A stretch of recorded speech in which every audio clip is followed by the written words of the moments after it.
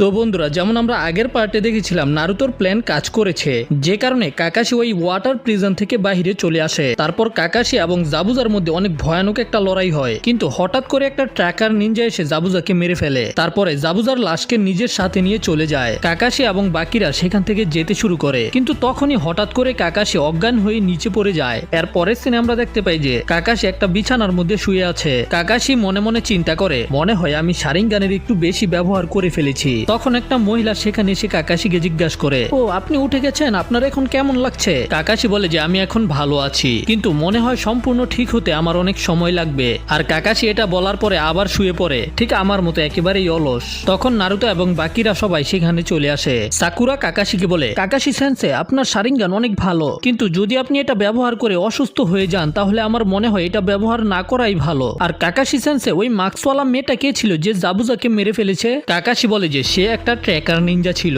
সাধারণত এইরকম মাস্ক শুধু ইলাইট নিনজারাই পড়তে পারে, যারা আনবু ব্ল্যাক কর্পসের মেম্বার হয়ে থাকে আর নিজেদের দেশের ক্রিমিনালদেরকে মারার কাজ করে, যেন তাদের ভিলেজের সিক্রেট কেউ না জানতে পারে।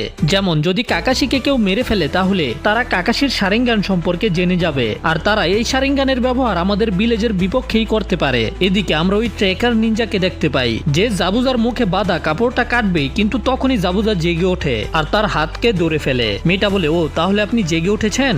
জাবুজা বলে, তুই তো অনেক ভয়ানক। তারপর জাবুজা নিজের গলা থেকে ওই সুইগুলোকে বের করে। মেয়েটা বলে, কি করছেন আপনি? শুয়ে থাকেন। জাবুজা বলে, তুই আর কতক্ষণ এই মাস্কটাকে পরে থাকবি, এটাকে খুলে ফেল। সে মাস্কটা খুলে বলে, যদি সে সঠিক সময় সেখানে না আসতো তাহলে জাবুজা মারা যেত। তার নাম হলো হাকু, কিন্তু মেয়ে নাকি ছেলে এখনো কনফিউশন আছে। জাবুজা হাকুকে জিজ্ঞাসা করে, তুমি আমার প্রেসার পয়েন্টের মধ্যে হামলা কেন করেছো? তোমার তো এটা করার কোনো দরকারই ছিল না, তুমি কি এটা করে মজা পেয়েছো নাকি? এতে হাকু বলে যে সে তার বডিকে ক্ষতি করতে চায়নি, এই জন্য শুধুমাত্র এটাই একটা রাস্তা ছিল। জাবুজা দাঁড়ানোর চেষ্টা করে আর বলে, তুমি জানো তুমি অনেক সহজ সরল কিন্তু অনেক চালাক। এটা বলতে আমার খুবই আজব লাগছে, কিন্তু এই জন্যই আমি তোমাকে আমার সাথে রেখেছি। এদিকে আমরা দেখতে পাই কাকাশি কোনো কারণে অনেক বেশি চিন্তিত ছিল। একটা ট্র্যাকার নিনজা সাথে সাথে ওই বডিকে নষ্ট করে দেয়, কিন্তু সে ওই বডিটাকে নিয়ে চলে গেছে। সে তো এখানেই ওই বডিটাকে নষ্ট করে দিতে পারতো। কাকাশি ওদেরকে বলে, তোমাদের মনে আছে সে কোন ধরনের অস্ত্রের ব্যবহার করেছে? সাসকে বলে যে সুই। কাকাশি বলে যে মনে হয় জাবুজা এখনো জীবিত আছে। এটা শুনে সবার আত্মা বাইরে যায়। কাকাশি বলে যে আমি অনুভব করেছি তার হার্টবিট বন্ধ হয়ে গেছে, কিন্তু মনে হয় সেটা একটা টেম্পোরারি ডেথ ছিল। প্রথমত সে জাবুজাকে নিয়ে চলে গেছে, আর দ্বিতীয় হলো সে নিডলস এর ব্যবহার করেছে, যেগুলো অস্ত্র হিসাবে এত ভয়ানক না। আর এগুলো দেখার পরেই কাকাশির মনে হচ্ছে যে ওই ট্র্যাকার নিনজা জাবুজাকে মারতে চায়নি, সে তো জাবুজাকে বাঁচানোর চেষ্টা করেছে। কাকাশি বলে যে যদি আমাদের কোনো কিছুতে সন্দেহ হয়ে থাকে তাহলে আমাদের ওটাকে সলভ করতে হয়, কারণ ছোট একটা ভুল আমাদের উপরেই